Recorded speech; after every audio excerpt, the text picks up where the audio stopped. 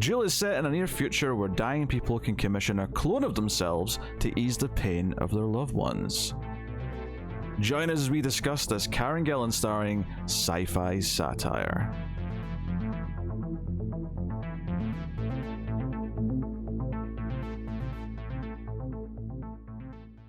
Welcome everyone to the Atomic Cinema Experiment. I am Peter, and joining me as always is Tara. Greetings, citizens. Or are you Tara's double? I've introduced myself today as Tara.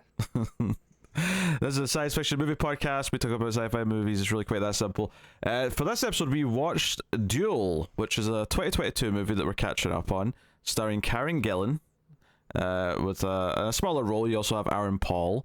But it's Dual, which I'm pointing out just so that no one's confusing it with the Steven Spielberg movie Duel. But funny enough, I feel like they talk about a duel spelt Duel a lot in this movie. I get why it's called Duel, because it's about a person with a double, so you've got the idea of two of something, but there's also the idea of a head-to-head duel to the death, which is brought up a lot in the movie. So I guess it's a play on words, but it's a homonym. Yeah. But yeah, so we'll get into it. We'll start spoiler free as we always do. Karen Gillan plays a woman who finds out that she is dying, she is sick, and in this science fiction world that we're set in, it is common practice to make a clone of yourself so that your loved ones will still have a version of you after you die. And that's how it goes. However, she finds out that she's actually in remission later on, and legally both her and her duplicate are not allowed to exist. So they set a duel for a year later, and she's got a year to train to try and take on and kill her counterpart, and the counterpart wants to live, which is why it's a duel. It does sound like if the counterpart's like quite new still and hasn't realized that they want to live and they've got autonomy, then they'll just kill them, and that's the end of it. But that's the setup of the movie. That's what we're going to get into. So, Tara, how did you feel about Duel? I thought it was a cool science fiction concept, a new take on the whole cloning story. A lot of deep themes going on in this. It was a good performance from Karen Gillan? Just Gillan. Gillan? Yeah. Yeah, she was good. Overall, I was just fine with the movie, though. I found some of the things kind of brought it down. The movie is very funny, but I didn't really laugh. And I think part of it is just there's something missing from the tone to where I would find it enjoyable, like the humor enjoyable. It's more of like, instead of like a laugh. I knew that was taking a turn because you started with I like the concept. That was the first thing you said, which told me right from the get-go, oh, so not the movie that much overall then, by the time we get to the end of this. Yeah, I mean, I'm okay with the movie. I think it's a good movie, but it's just not, it's just not for me, I guess. But I also I hear the same score used in a lot of like lower budget movies, and I kind of hate it. It's like this really grinding electric guitar kind of tuning for a metal band sound that I just I don't enjoy that score. I can't say I noticed, to be honest, but no, I'm actually kind of a similar opinion. I think conceptually it's quite interesting, but it's going for kind of this, like, I don't want to say quirky. Quirky's not the right word. It's going for this kind of surreal tone where everyone talks a little bit robotically and a little bit kind of like cold to each other, and it's got a very kind of, it's almost like it definitely feels like it could be an episode of Black Mirror. There's definitely kind of a feeling of that to it. Mm-hmm. And I feel like, you said you like the performance from Karen Gillan, and I'm not so sure I do. And it's not because I don't think she's good. I think I've seen her in other things. She's a perfectly fine actress. Everyone in this movie is kind of talking unnaturally, and it's clearly an intentional artistic choice to have all the actors talk in this very specific way, because everyone's meant to feel detached, and that's how the film's supposed to feel. Everything's very detached, and it's got this sense of humor that it tries to sort of but I agree with you that I don't. There's something just off about the tone that it doesn't like. I can tell it's supposed to be funny, but I just never found myself actually laughing. Like there's little details like early on, like so her character of her name's Sarah, Karen Gillan's character, and she's like clearly kind of depressed. She's like over comfort eating, things like that. She goes to like a taco place and orders a ridiculous amount of food for one person. And then she goes home and decides to like watch some porn on her laptop and masturbate. And this is all whatever, but there's clearly meant to be like a sort of slight joke to this, because when she's like Skyping or whatever with her boyfriend on the laptop, like the window's over the top of like whatever porn website she was on, and you can see the title of the video, and it's something like orgy in backyard of a haunted house. Like it's a really specific, and I'm like, this is supposed to kind of be funny. I'm supposed to notice that and have a chuckle to myself, and I maybe slightly smiled. Like there was a slight, okay, this is vaguely amusing, you know. Like the way she nonchalantly talks about sex stuff throughout the movie is kind of a running like thing that's supposed to be mildly amusing, I think. And the whole movie kind of has that, even with other characters. Yeah, that's true. Yeah. There's like a video she watches where like a guy is training his replacement, like how to masturbate and stuff, and it's all very clinical. Yeah, everything's like, very clinical. Use this yeah. hand, you know. And I get what it's going for. Like I feel like there's a version of this movie that I would love. I feel like that, like if it just pivoted just a little bit, and I don't know if it's the script, I don't know if it's the direction, or maybe just the tone. I feel like if you just pivot a little bit, there's a version of this movie that it would click for me, and I would love what it's doing, what it's saying about depression, possibly about being bipolar. I was kind of like maybe sensing some of that in the subtext. Maybe imposter syndrome, like you feel like you're living someone else's life. Yeah, by the end, you know. Maybe a little bit of that. Like there's definitely a lot of things that it's trying to like dig into and say. And I appreciate that, and I appreciate like it's one of those things where I appreciate what the movie is, I appreciate what they attempted to do, and I understand it's a good try. But ultimately, I don't think I think, and quite early on as well, like 15 minutes in, I was kind of like, okay, I think I get this, and I don't think it's working, and so I don't want to be harsh on it because I don't think it's a poor effort, but I think it just doesn't quite click. Yeah. So. Yeah, that's a shame, but it's what it is. But it's got the concept. It's like there's a little, obviously there's some satire in there as well, which the weird thing is though is the satire part of it. I almost felt like by the time I got to the end of the movie and I sort of realized all the final points that it was going to make, I'm not so sure the whole satire part of like, oh, we're going to like do these jolts to the deaths and like watch on TV, like like we're in The Running Man or something. That kind of felt almost like. It needs a Verhoeven. Well, no, I think that's a cop-out answer because it's very easy to just say, "Oh, Paul Verhoeven would do it," and he would make it work. It's true though. Like even when she watches that video on like, so you're interested in a replicant, Well, I think it started off promising, and there were some funny bits in it, but again, like I kind of went, "That's funny." I didn't really laugh. Yeah, no, I think there's parts of it that feel like it could be Verhoeven. I think there's parts of it that makes me think a little bit of Moon. There's parts of it like it's got like little bits of DNA of various other things. But all of them come from very different tones. They all come like the Verhoeven satire is a very different tone to kind of the self-reflective, thing that's going on. And then the way everyone talks, it almost feels like we're in like.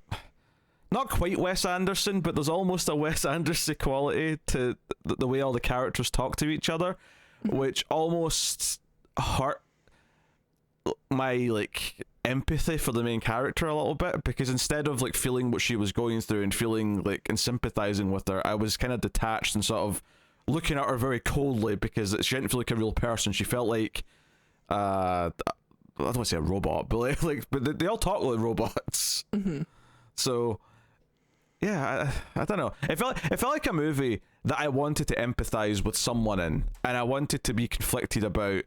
And maybe this is just because I expect this from a story where you've got the original person and a clone, and the idea of, well, does the clone have rights? Does the clone like a living person too? Like I expected it to kind of go into that based on the opening scene, and then it never really kind of does. It kind of takes a different tactic with it, which is why I think it's more about like mental, not illness necessarily, but certainly depression. Well, I suppose that's mental illness, but like not just broad mental illness, like very specifically, that kind of thing. So yeah, I guess I had different expectations just based on the opening scene as well, where like, okay, like, you have to fight your double for the right to have the name or something. Yeah, we Only see one person can have this role. We see a duel. We see like what one of these duels looks like. And it's like this exciting, tense action scene that they're giving us, and so it really focuses on that. So you really think that's what the movie is. And I guess thematically in some ways it still works for what the movie is, but it really focuses on it to the point where you're thinking, oh, this is all about the build up to the main duel, and it kind of is, but it also kind of isn't, and. Yeah, and I guess I just had different expectations on what the movie was going to be, because, the clone story's been around for a while, and it's almost always interesting. The idea, Star Trek kind of dips into it many times, and, there's the idea of, like, if you're sick, you can, or I guess this comes from, like, Brave New World. If you're sick and you have money, you can have a clone of yourself who's younger and fitter and always, like, kept in this camp where they just make the superior version of you, but so that you can kill them when you need a new liver or something like that, or new lungs, and harvest the organs and stuff like that. So you just have a backup human, but of course they're still human. They're just not treated like that, and the idea of like, well, we recognize that you have, that you are a person, that you have the right to life now, but only one person can have this. So the idea that you have to actually have a duel to see who has the right to live is an interesting way to like make a movie around that type of concept. But I think I don't know. On that point, I think the reason why that doesn't feel like it works that well in the movie is because it's not really about whether or not the duplicate, the clone, is alive or has a right to life. Like I thought it was going to be about that early on, and it's really not. It's more of an internal analogy for depression and like basically fighting yourself internally. It's just more of a metaphor than it is the literal, oh, is this clone also a living being? Like it doesn't really try to tackle that, because I feel like normally when you do that, you're kind of like saying the idea that you're treating someone else less than human, but it's literally you, but you're still treating them worse. That's something that new show that came out last year, Severance, kind of does, where it's not a clone, but it's the idea that you compartmentalize your brain so that you don't remember anything that happens when you're at work, and your work persona doesn't remember anything in your personal life. So you effectively, it's like two different people, right? Where one just lives to work, but they never get to relax, they never get to sleep, they never get to experience anything else. And it's actually kind of cruel when you stop and think about it. So even though it's technically still you and the same person, they don't remember any of the rest of your life where you get to relax and you get to unwind and be with your loved ones or anything like that. Like they're effectively a slave. And I think that's kind of what often a clone story will deal with, especially when it is like the clone's made for a purpose for the original person, whether it's for organs, whether it's for work, whether it's whatever. But I don't think this movie's really tackling any of that, and that's fine. Like, it doesn't have to be about that, but I think that's where I was expecting the emotion and the empathy to come from. But instead, it's all more a lot about like, oh, she feels that her clone's better than her, and how does that make her feel because everyone else in her life seems to prefer the clone, and that kind of thing. And we'll get into all that when we get into spoilers properly, but like it's all kind of the mental side of it on a personal level. And the clone is just a science fiction vessel to tell the story of that, rather than using the clone to tell the story of like something broader, something that's more about like what is life. It's less about that and more about, oh, how do we cope with ourselves kind of thing.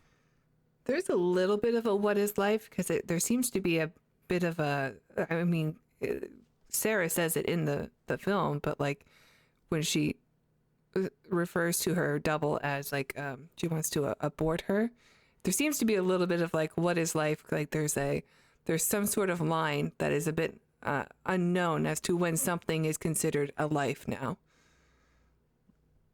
But we can get into that one in the spoilers too, because I think that's kind of an early on conversation anyway. Yeah. Yeah, it's just a shame because I hate feeling this conflicted about a movie where I kind of get what it's going for, but it just never really clicks with me. And I'm saying that it, like, I'm sad that it doesn't do more with the clone stuff, but I kind of respect what it's trying to do, and using it as a subject to discuss like depression and discussing like us like fighting ourselves and how that kind of represents depression. You know, because the reason why I was thinking of the specifically bipolar, the idea that you have different moods, you have like, you know, good periods, you have bad periods, and the, you know, the bad version of you always comes back, and then the good version comes back. I felt like it was kind of paralleling that kind of idea a lot in the movie between the two versions of her. But like I say, I think maybe just the tone, maybe this lack of empathy, where I just felt so detached from everything, where it was doing this really cold version of I don't know, I never really quite clicked to the point where I'm appreciating what it's doing at a distance, and I'm not really feeling it. And fundamentally, that means it's not working as well as it should. So, yeah, disappointed, I guess. I would say. I suppose we'll give the spoiler warning, and we can dive into things.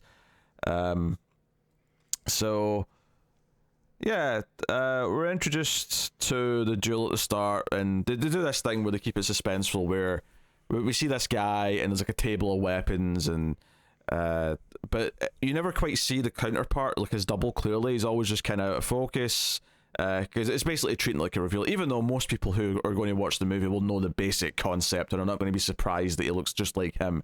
But they kind of keep it secretive to build up to the moment. And I think the moment where the movie first kind of lost, because this was all fine, the moment where the movie I started went, I don't know about this, is as soon as the presenter of the Joel TV show starts talking to him, like it just fell off. It was like, oh, what's this weird like non-acting thing you're doing? I immediately I was like, I don't know, something's off about this. Maybe it's just her. Maybe she's just a bad actor, and that's all it is. But it's not. That's how everyone talks in the movie. Yeah, I don't really know the purpose so much for the monotone voices and the way of speaking. I guess just not having any kind of enthusiasm in your life for whatever this future is, or whatever people's, like, everybody kind of deals with the whole non-emotion thing, and everything just, I don't know, they're just trying to depict a cold sci-fi future. And I guess you have to be kind of cold if you're willing to have a show where people have to kill a version of themselves.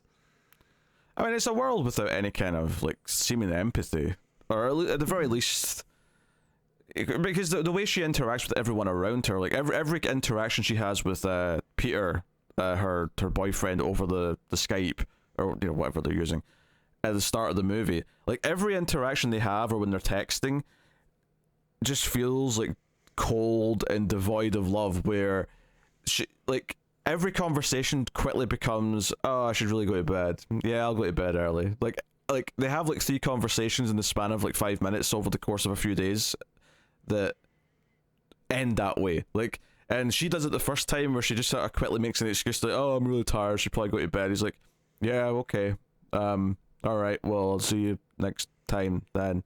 You know, it's just, there's not a lot of passion. There's not, like, there's this distinct lack of caring. And then he does it to her when she's in the hospital, which feels particularly cold. And he's having a much better time with Sam, his coworker, who might be a Samantha. It's possible. I mean, it's the sort of thing where once the double's introduced, and he likes the double much more than her. Like, I'm not sure. Like, I mean, yeah, maybe he was cheating on her before, but. And maybe this is us telling us that he's okay with cheating on her. This is just technically okay because it's still technically her. Yeah. Yeah. It's like a weird loophole kind of thing. But he's going for it though.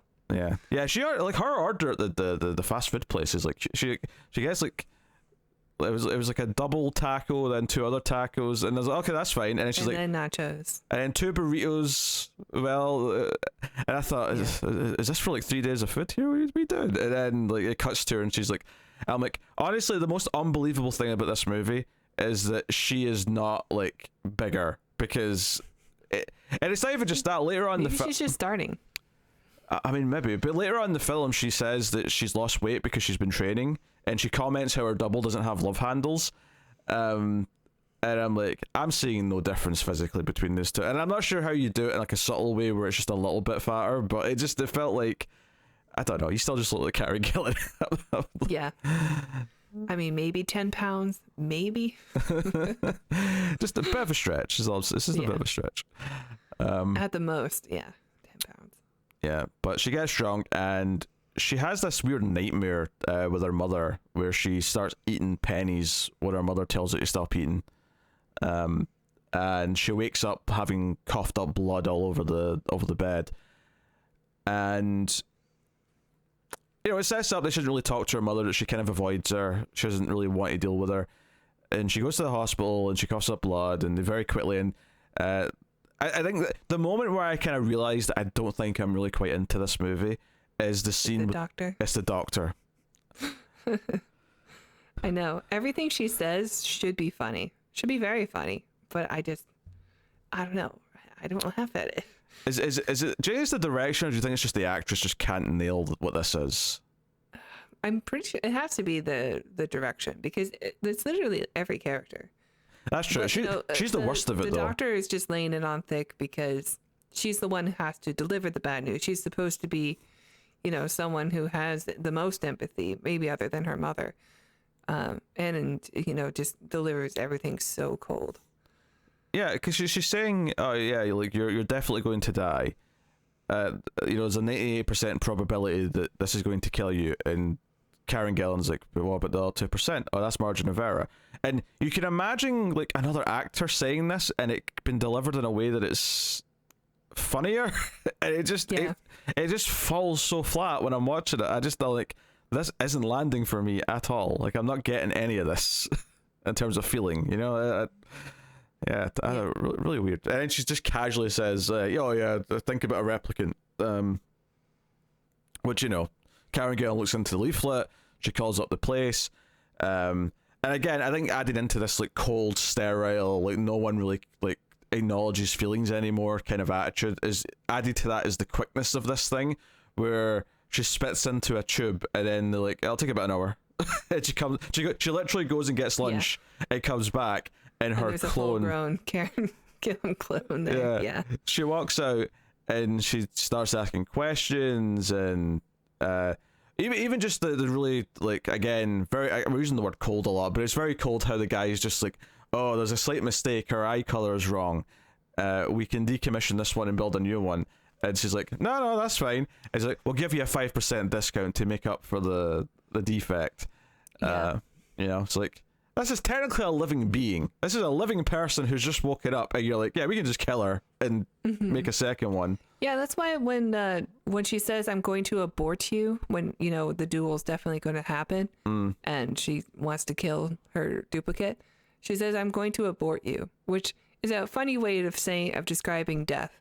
But this is also kind of like, well, clearly the cloning guy doesn't care about destroying this fully grown human with conscience. But even though she took only an hour to grow, so at this stage of life, there's no difference between Karen Gillan's duplicate and them not existing. There seems to be no problem with destroying her, terminating her. But later on, we know at least 10 months pass before the duel is being challenged. So maybe that's like because of the 9-month period, now that's no longer an option. She can't just take her back anymore. Yeah, I was just so focused on like what it was saying about her mental state. I don't think I ever considered it to be anything, child or pregnancy related.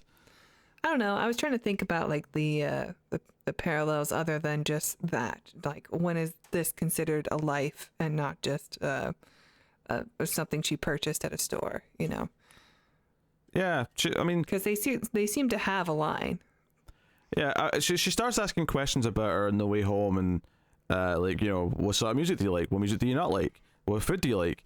And it sets up. I mean, this is actually quite important because it sets up that the clone is different because Sarah doesn't like French food but likes Mexican, Japanese, Indian. I think she says. But then later on, we find out that the clone does like French food and doesn't like Mexican food. So it sets up that there are differences. And she comments on how she's healthier, she's slimmer, all these things. And the clone's asking about, oh, what's your favorite sexual position? And she's like, oh, blah blah blah. I like a bit of choking. Like so that. But again, it's all delivered very matter of fact. It's all delivered very kind of sort of again detached from anything resembling an emotion. And it skips. We actually have like a 10-month time jump to. We find out after this 10 months, we watch Sarah watch clone Sarah with her boyfriend, like kissing, to the point where her boyfriend goes, oh, I didn't see you there, Sarah. It turns out he's just with the clone now because he prefers her, and they're going out on dates, and the passion's back, and all these other things. And when she ultimately confronts him about this later, a little bit later in the movie, he says, she just says my name better. She sounds excited to see me. And it really did sound like someone describing like, oh, when we first met, you sounded excited to see me. You sounded like you were actually pleased with my presence. And now you don't. Now you sound, you sound cold. You sound distant. She, on the other hand, seems to be excited to see me. She's excited for me, my company, and of course, so it's this idea of again the idea of depression, that you used to be better, and that the people around you preferred that version as well. So you feel depressed about that. You feel like you aren't who you're supposed to be anymore. And in this case, you are literally getting jealous of the better version of her. That's overtaking her life. Even her mother prefers her. Her mother and her boyfriend lock her out of the house and so they can have a chat. And the mother even closes the blinds. She prefers this version of her, and that's when she yells, "I'm going to abort you." Yeah, I did think it was funny that the mother was not able to tell the difference between the two of them, despite them having different eye colors. She doesn't even remember that her own daughter's eyes are brown. She did mention that she was going to wear contacts, so I don't know if she already was wearing contacts, maybe. Not until after. Yeah, okay. After she died. Yeah. But she had the blue eyes up until that point too. Because that's the first thing she notices with the eye color. She's like, nah, it's okay, blue's better anyway than my crappy brown eyes. It's like, obviously, like, it's very easy to see what it's doing. Like it's, I don't want to say it's beating you over the head with it, because I don't think it is in the sense that it's very upfront, but yeah, it's not like, but you kind of want it to be when everybody's kind of super dull on purpose, or like, okay, what are you trying to say with this? Are people just a vessel for a personality that ultimately gets, bled out because of the environment they live in and the people they surround themselves with, or what? Like, I don't know. I was trying to workshop it when I was watching the movie. I mean, I think the reason why everyone acts this way, I think it's just meant to represent how you view all the people around you when you feel the way that she does. When you feel depressed, it's not so much that they literally are like this. This is how someone who is going through depression is perceiving everyone around them. They perceive them as not caring. They perceive them as not wanting to help them. Yeah. Well, I mean, the boyfriend definitely was like that. Like, he definitely was a jerk all the way through. Yeah, when you take him literally, but I'm not so sure that you're supposed to take it completely literally in that way. Okay. Because they're both meant to represent part of her, and literally he's picking the clone over her, which is a dick move, but like in the sense that it represents just like when she was better and happier, and that's what appeals to him, is that version of her.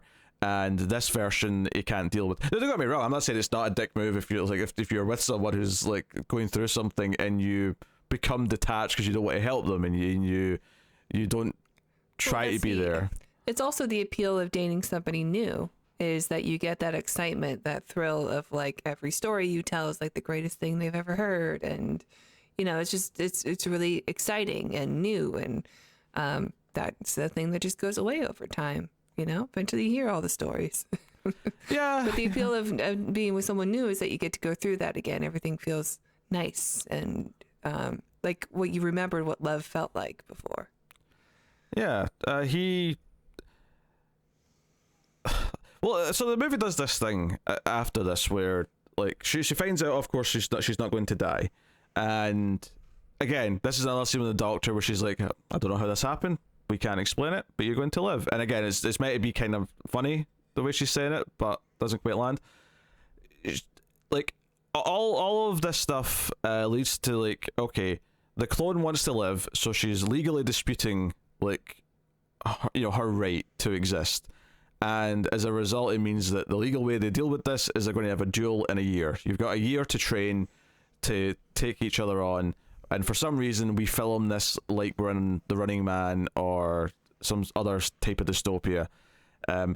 Which honestly, this idea that we watch this for entertainment, I think, despite the fact that the movie opens with it, I think is the most underdeveloped part of the whole movie. Yeah, totally. Because it never really, like, I never feel like it really gets into it. Really. Well, she doesn't watch them, right? Sarah doesn't know. She's surprised at the duel. And then the guy's like, don't you watch television? Yeah, we see her watching the one from the start of the movie at one point, but this is when she already knows about it. I think it's part of her training. It never really feels like it becomes like a key part of the movie where it's actually trying to say something about society. I mean, maybe it's just more background. Yeah, I mean, I guess you could argue, okay, it's saying that society like doesn't care about you on an individual level, and ultimately, once you start going through something, you're just like a potential form of entertainment because no one cares. But I never really felt like it really, again, resonated with me, where I'm like getting what it's doing with this side of it. I mean, so long as somebody's there to fulfill that role, I guess they don't. Right now, there's two people who are supposed to be playing the part of Sarah here, and there can be only one Sarah, so they have to. People don't feel empathetic towards whoever's dying because that's just fixing the problem. If you just look at it straight on. Well, I guess if you look at it again, just more of a like as an analogy, I guess the people watching is the idea that if you're feeling depressed, everyone around you is just waiting for like hopefully the good version to win because they can't help you. All they can do is watch, and it feels again like they're at a distance, like they're through a camera lens watching it from home, because they don't want to get too involved. Like the idea that when someone is depressed, a lot of people will try and like stay away from them and shy away from them because it's too much to deal with, it's too much to get involved with, whatever the reason may be. So I guess I can see what it kind of supposed to represent in that sense. But I never felt like it really became even though it's the driving force of like so many of the scenes, because so much of what comes after this is her going to Aaron Paul, who's a combat trainer, and it's him giving her really crappy lessons of how to do rolls and what weapon to grab first off the table of weapons, and here, watch this really bad violent movie, which like it's almost an indictment of the film that I was like, can we watch this movie instead, where the guy's getting his hand cut off? The guy's got his hand in the garbage disposal and his wife just turns it on even though he yells, but I'm your husband, and she just turns it on for no reason. Yeah, we got some good blood, good gore in that. Well, it's really absurdly fake looking, but that's the point. Yeah. The title of the movie was something like, why are you killed by your loved ones? I don't know, something on that lines. Like, why is it the loved ones you can't trust? Which thematically ties into the movie that if you're depressed, you feel like the loved ones around you aren't there for you. You feel like you can't trust them and rely on them. Yeah, especially her at that point. Yeah, and at your worst, might even feel like they are, making you worse. That they are actually inflicting damage upon you. I thought it was interesting where she's, she can't handle like the sight of blood or violence. That's why she doesn't watch the TV shows about the duels. And I thought it was interesting that Aaron Paul was like, oh, we'll just get you to watch some cheap horror movies full of gore. That'll get you, used to seeing violence. But it doesn't really work that way because you kind of you see it on television, but it's not the same. Yeah. There's a difference between fake and real violence, even watching it through a lens. in this like middle part of the movie, it mostly like we don't see the clone at all. Like she comes back in later on, but there's like a nice big chunk in the middle where we're just following real Sarah as she's training. She's struggling to pay. She has to like pay like alimony effectively to her clone whilst they're both alive. Which, but you know, like they do mention she has a job at one point, but you never get any like evidence that she goes to a job or is doing anything. We just like we see she has money. She's paying for stuff. Actually, one of the interesting little details. So Aaron Paul at one point when he's training her, and she's like late in a payment, and she pays it, but like it's a day or two late, and he's like, I understand times are rough, blah blah blah, and he's like, hey, you know, there's other forms of payment, and you know we could talk about, you know, you could pay me in something that's mutually beneficial to both of us. And obviously in the scene you're thinking sex, you're thinking he's propositioning her here. But then when she finally gives in and says, hey, is that offer still open, we find out that she, like, what he wants is hip-hop dance lessons. And there's like it's actually one of the weirdest lines of dialogue in the whole movie to me was earlier on when she's talking about struggling to pay for things, and she's listing like the you know, times are rough right now with the clone support payments and my medical, you know, on the clone bills and my hip hop dance lessons. And I'm like, wait, whoa. One of them doesn't seem as necessary well, as he the told others. her to exercise, right? And she's like, I really don't like exercise. And he says, well, the trick to exercise is to find something that you would enjoy, and hopefully it's physical, you know? So like that's a good way to get exercise. And so that's why like she's doing it. So it seems like it's essential to her because he told her to exercise. But everybody kind of talks like the movie was written by Siri or something, you know? Yeah, like no. everybody speaks very bluntly, and like they're reading off of the synopsis on the Google search of what something is. Almost like Airplane, you know, like Airplane's making a joke about like, oh, you expect them to say airport, what's that? And like, oh, it's the place where airplanes land or something. It when they're asking about like, well, which airport are we going to or something.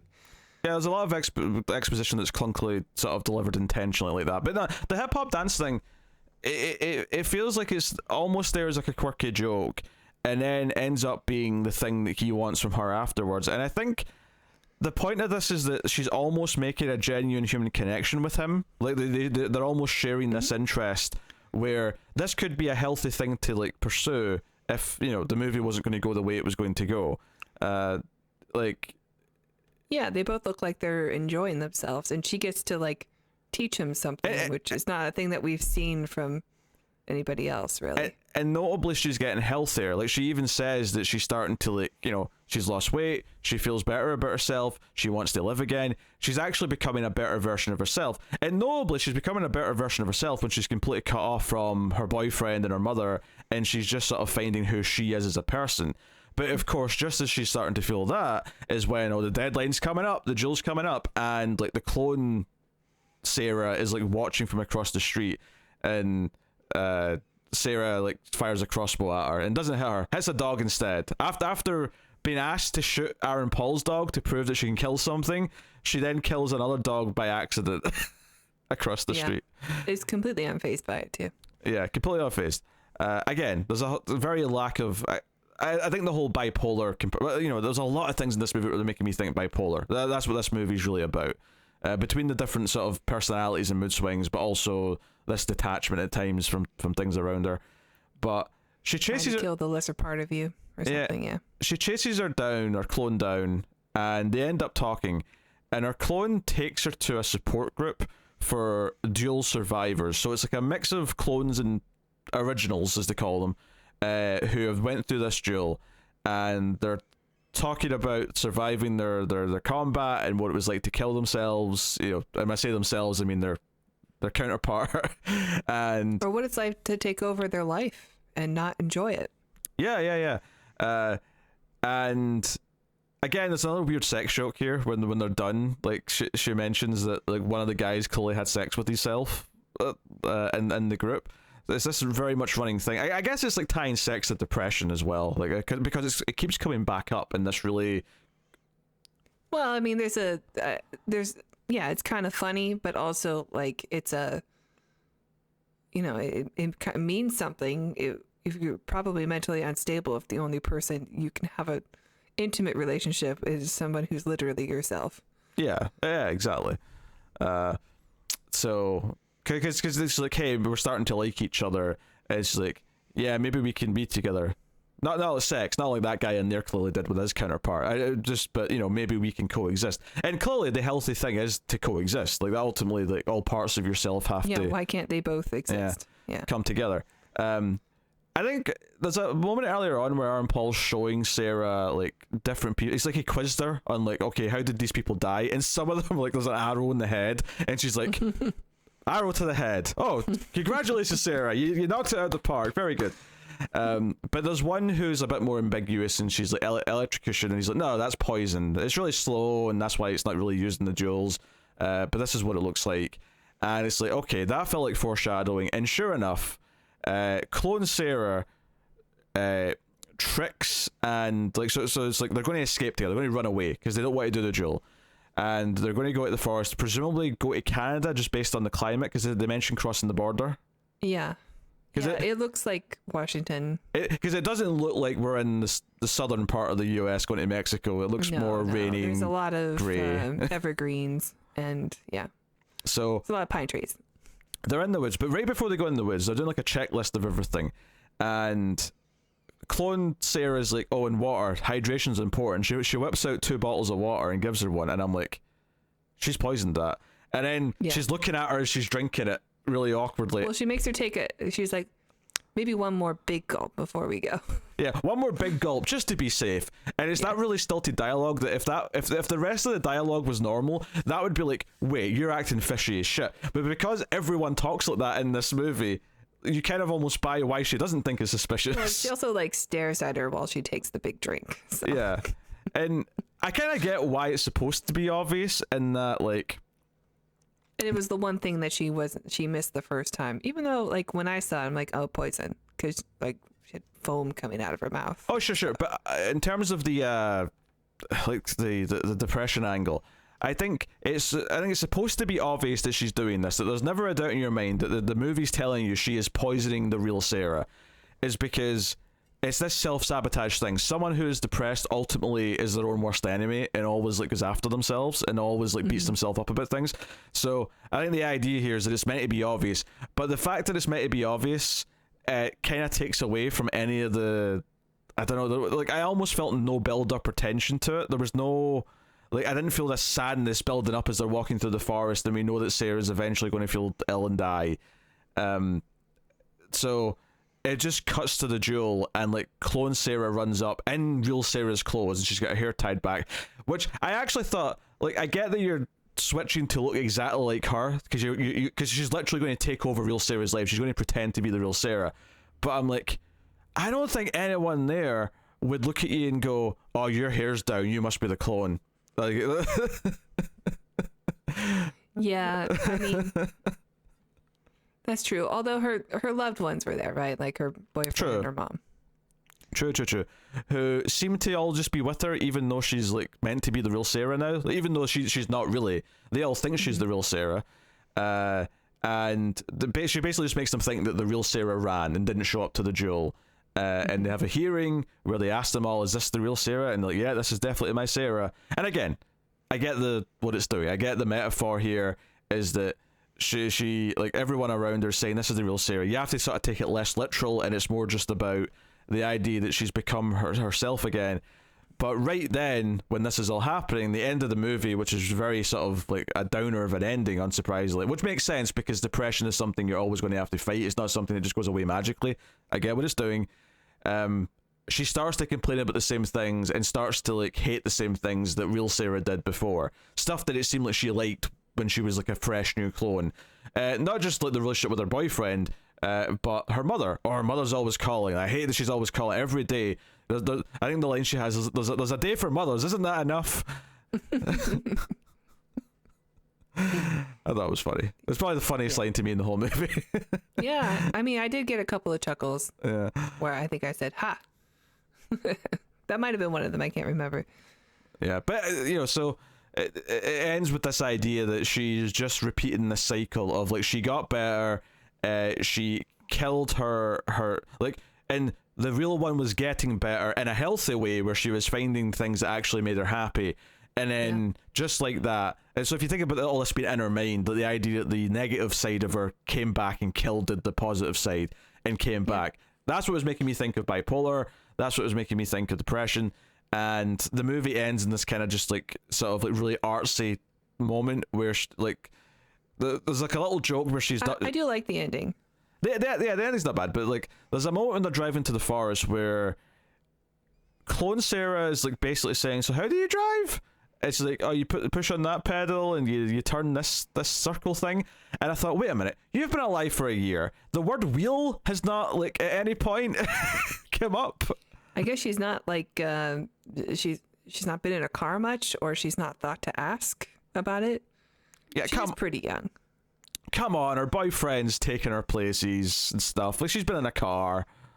Yeah, she's only a baby. Again, that's if it's taking it literal, which I don't think you can. No, I like the idea that, because when she shows up to the duel alone, she's limping. So I thought, oh, they probably fought. But then she said, I had car trouble. I thought the steering wheel was the brake or something like that. Yeah, she confused the pedal with the wheel. Yes. As you know. And I like the idea that, when we do see her drive away, the car is beat to shit. Like it shouldn't be drivable. I did laugh because she does say when she's like, oh, so you turn that to go left and right. Easy enough. That's just easy. Yeah, straightforward. Then you see like the wreck of the car later. Yeah, so clearly she did get into a car wreck, and that's why she was limping. But I do like, the idea that she feels stuck again. She has I say again, but like she's fallen into the same routine as original Sarah. And I like the shot from above of her literally being in a roundabout in this car that she doesn't know how to drive, and she's like trapped. Like she doesn't know how to do it, so she just kind of stops and starts crying. It runs out of fuel because she clearly doesn't know she has to refuel it. Yeah. So she not only is she not really Sarah, but she has to pretend to be somebody that she's not. So she has this imposter syndrome now, and then she's got her whole family that she can't stand to be around, or family, you know what I mean, like her mother and her boyfriend. She's just trapped. She's trapped in this cycle, like a roundabout. That's the thing. I think she's worse at it now. I think the point of the ending is that she is real Sarah. She is. This has always been real Sarah. This is just the her environment, right? It's the people around her that are not. Maybe the depression and stuff that people didn't like about her. They were the ones that were causing it. Because she was just around the same people, and she ended up being Sarah.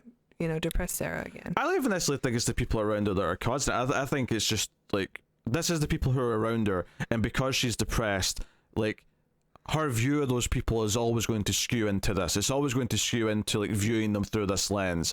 And I think that final shot of like looking down and the car's just sitting there in the middle of the roundabout as all the other cars are beeping at her and trying to like get past her. It's just like that's how she feels. Like everything's moving around her and she just can't cope. Like. Again, if you take everything very literally, you talk about it is the clone Sarah, but I think the point of the movie is really that they both just represent two parts of the same person, like internally, and this is just really her at the end. It is this cycle. It is this like she's always going to like eventually dislike her mother because she's just going to feel that build up over time. She's always eventually going to feel detached from her boyfriend because she's always going to feel those same feelings. I don't think the movie's trying to blame the people around her for her being this way. I think the movie's showing you them act this way because that's how she views them acting. That's like, it's all through her lens. I guess. I don't know. I don't know if I buy that entirely, especially because we get the dialogue between her and her boyfriend where he's like telling her, because she sees a wrinkle and a couple of new sunspots, like, well, you should be using sunscreen because you really only have this short window of when you're attractive. I don't have to worry about that because men are considered attractive up until a later age. And then even the mother is like talking about picking up her colored contact lenses. So she knows that she's the clone and she doesn't care anyway. Like she didn't care about her original daughter dying. Well, no, I mean the boyfriend thing you may have a point with, although I could still argue that again that's just kind of like I'm not saying that she's imagining him saying that per se, but I think the whole movie, because it's very allegorical, is it's more just like that's how she views him looking at her, and I'm not trying to excuse what seems like shitty behavior. I'm just saying I don't think the movie's necessarily try to present it as that. I think the movie's trying to present it as she feels this pressure, so that's what she's hearing from. But I think the mother thing you just brought up is very interesting, because I think this idea that she feels like her mother just wants this perfect version of her that she has to always live up to, and I think that's what that particular point means, is that she doesn't care that it's not the real one. She just wants to pretend to be the daughter that she always thought she had. So you know, you wear the lenses. It's that living up to your parents' image of you. And maybe the mother's not actually that bad. Maybe she's not actually that like imposing on her. Maybe she is. But the point is that she feels that way. It was haunting her in her nightmares. Yeah. So. Yeah. The point is that Sarah feels that way though. That's the key thing. Like I think like the movie's unreliable for every other character. And I think because it's so off kilter with how everyone acts, like it really makes me feel that way, where I think this is all through how how the main character views the world. It doesn't necessarily make me like it or enjoy what's happening anymore, because I don't think it quite clicks, and I don't quite feel for her in the same way. As far as like a very internal character study goes, which is ultimately what the movie is, I think there's better examples. I think there's examples that work better where I get attacked, even though they're unreliable, and even though I can see the faults in them, and the faults often is what makes them relatable, because you understand what they're going through and what it's doing. I feel like in this it doesn't click together, because it doesn't give me something to like empathize with her. I feel like all of the stuff that she's going through early on, and it's not that it's not relatable per se. I feel like everything she's going through early on it's in some way, most people have felt alone, or they've come for eight, or they felt detached from their partner, or they feel pressure from their parents, or you know, all these things. Like most people go through some or all of these in their life, right? These are not like very unique things to feel. But I don't think it does anything with them early on, or with her specifically, to make us latch on to her. And I never felt bad for her, and maybe that sounds bad because the whole movie's kind of about how she feels that no one cares about her. But I don't think she doesn't really feel bad for herself in the beginning. Anyway, it takes a little while before she starts to have the will to live. Yeah, but that doesn't excuse us not feeling bad for her. Like, we should feel bad for her. No, I'm saying that's why you probably feel that way, though. I mean, maybe, but like, I can feel something different for the character than what she feels for herself. Like, it doesn't have to match up 1-to-1. I guess. I mean, it's just I don't know. It's I was getting kind of miniature vibes, you know, the Twilight Zone episode where like everybody is saying that Robert Duvall is the problem. Is that right? Yeah, Robert Duvall. But it's you know, it's actually everybody else around him that is causing him to you know, or he's not recognizing what's going on and how they're aggravating, you know, the parts of him that he doesn't like. Well, I think that's a much better version, though. I think that's a much better story than this. I think I sympathize with that character, and that did that smart thing where over the course of the episode, you realized the other people, really the other people not like in their attitudes towards him, even if they weren't intentionally being malicious and they didn't realize that they were making him worse and making it more of a pressure for him. I think that had a really nice realization for the audience over the episode where you learned this, like what was causing it, or well, not necessarily what was causing, but at least what was making his condition worse, what was not helping him. Whereas with this, I kind of felt like, for the most part, I got the point of what it was doing quite early on. You know, like as soon as she has a conversation with her clone, you kind of get what the movie's doing. And I don't really feel like by the end it put that much of a different spin on it, where I felt like it went through a story. And I guess that fits with the theme of depression, because it just felt like inevitable, and it felt like it was ending the way it was always going to end, and that kind of ties into what depression is and how you feel if you're depressed. In theory, I don't know if I've ever truly felt depressed, at least in a clinical sense, but my understanding of it is that that's how it feels. But I'm not so sure if that works, at least in the way it's presented as a story, as a movie. Yeah. I don't know. Okay. I never felt it You know, when it gets to the ending, I just kind of felt like, okay, I get what it's doing. I understand this, like, sort of, not even bittersweet, this downer point that it's making at the end, where she's just sort of back to where we started, and this is a never-ending cycle, literally on a roundabout, which is a circle, just to, like, drive it home even more. Going the wrong way. Like her car's facing the wrong direction and it's all beat up. And then it just cuts quietly to the forest where the real version, the happier version, I should say. I won't say real, I'll say happier version, because at this point, like, this is the real version. They're both the real version, but it cuts to the forest and the credits just play quietly. To the point where I actually watched to the very end, because I was convinced at the very end of the movie, the happy one was going to, like, get up and just, like, pop up from behind the bushes. She solved another terminal condition of poison. No. Just as a representation thing, not as a literal, like, beating poison thing. Just as a, like, no, the happy version's still there and still has a chance or something. Like, I thought it was going to do that, but it doesn't. Like, it stays in that shot of the forest. It's definitely a dour ending. It stays in that shot of the forest until the very end, and then it just fades to black. There's nothing. Which...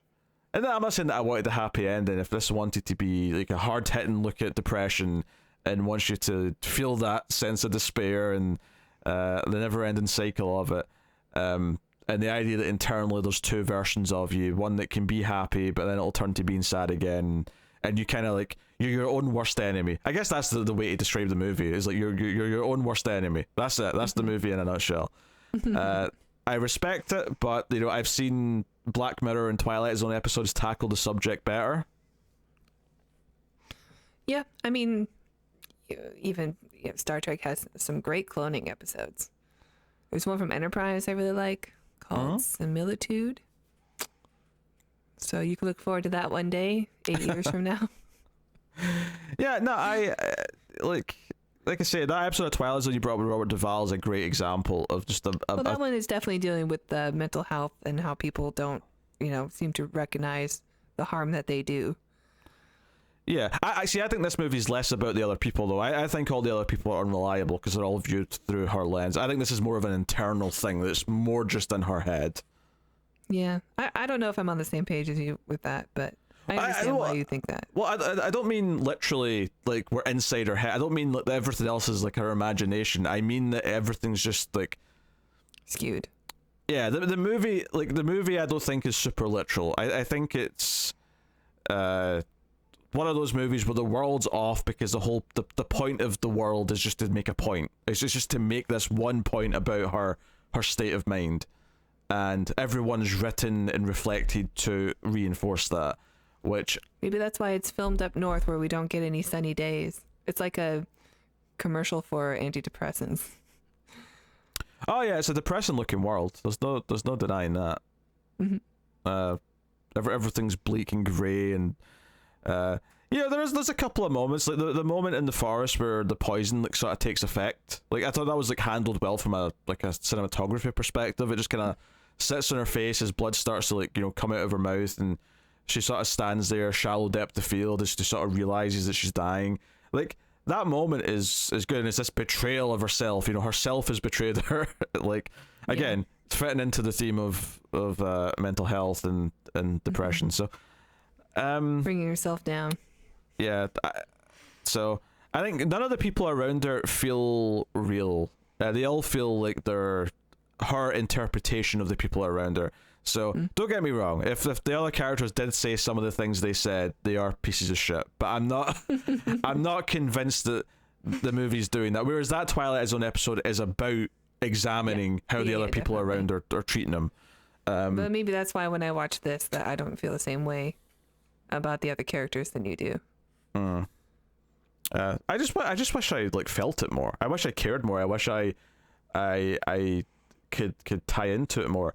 I think there just maybe had to be a bit of a hook to make me care about her, and then once the depression was taking hold, maybe I'd be like rooting for her to fight it, and maybe this ending would hit really hard if I really cared about her, and I'd be like, no, this is a tragic ending because she failed and the depression's won again. Like that could be quite powerful if I really cared about her.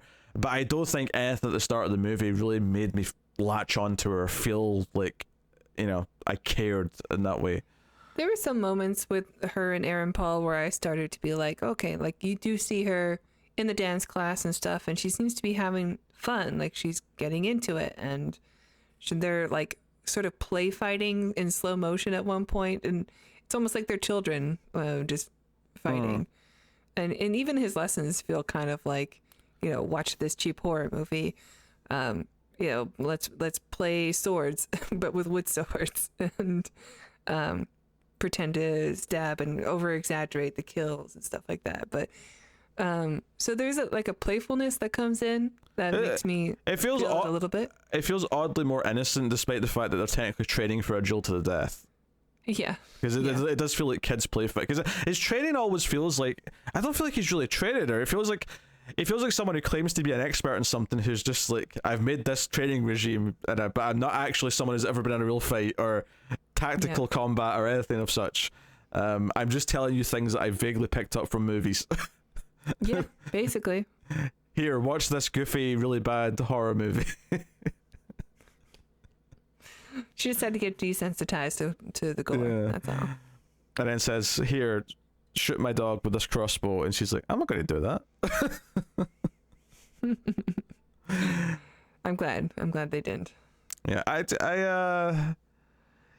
think this is maybe the portion of the movie where it could have maybe succeeded in making me care about her. I think maybe what should have happened though is maybe that robotic acting style that everyone's doing maybe should have broke down a little bit. Like, what if, like, as she was getting a little happier, it started to feel like more normal people, and then we were snapped back to robotic when the clone showed back up. That might have been effective, and like saying, hey, she was actually becoming better. Maybe even do subtle things like make it a little bit sunnier. You like, her world's literally getting better around her. Sure. And then things seemed a little less gray in tone when she was with Aaron Paul. Like, there was a little bit more color in the palette, I thought. Maybe that's why I associate those scenes with being a little bit more childlike and fun. But not like fun to where I'm like, I'm really into this movie. Yeah. I just never felt it enough. I never felt like the change enough to, like, just really root for the character and want her to, like, win this fight with herself, which is a shame, because I do genuinely think there's a lot of mileage in the concept, and there's a lot of mileage in what it's trying to do. But like I say, I've seen other movies do it better, and I've certainly seen, we've mentioned Twilight Zone episodes, and Black Mirror's not done the exact thing, but it's definitely played with the idea of like a clone of a dead loved one and things like that. There's an episode that deals with that. I mean, you can say like the cloning is sort of what happens to the people who get put into other technology. Like, other personalities get transported into technology, and it's just a copy of them, right? Yeah, kind of, yeah.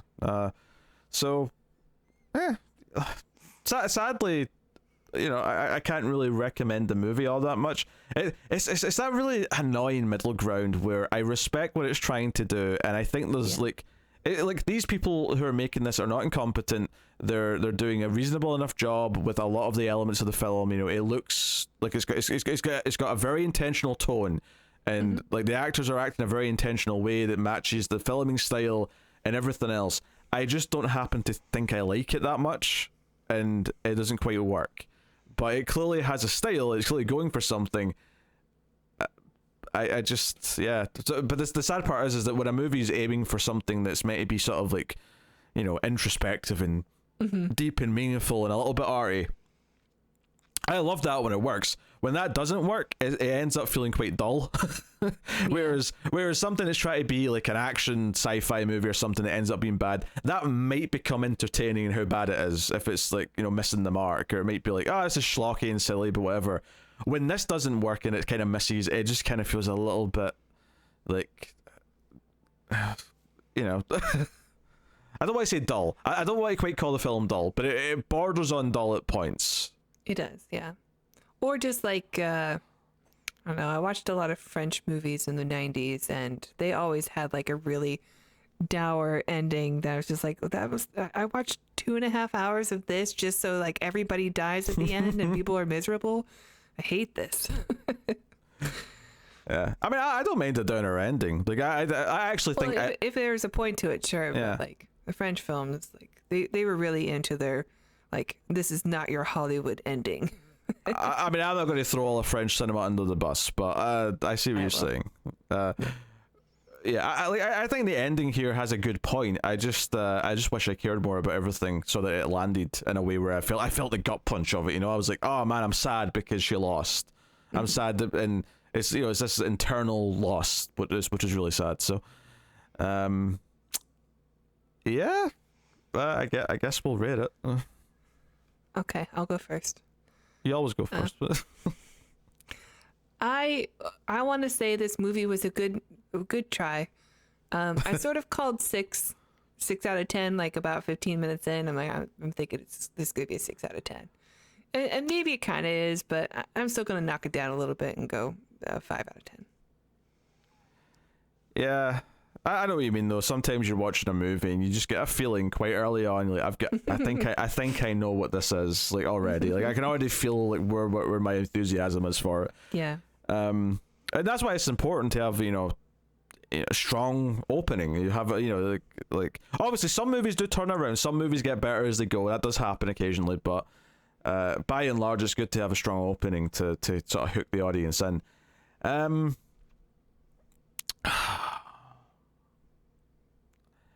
I think I respect enough of what they're doing to probably actually go a little higher than you. I think maybe 5 is just a bit harsh because five to me, I think there's enough intention in this and enough like that they're trying to do that I'm at least willing to go up to a 5.5, which I know is not much, but like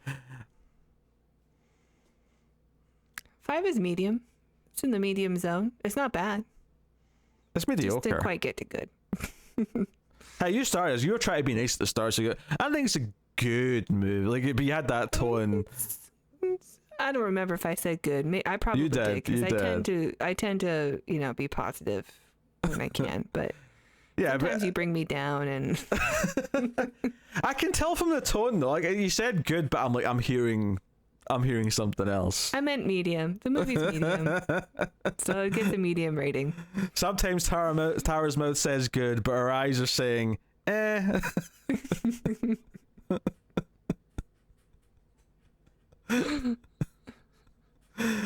Yeah. Maybe we'll have better luck next week.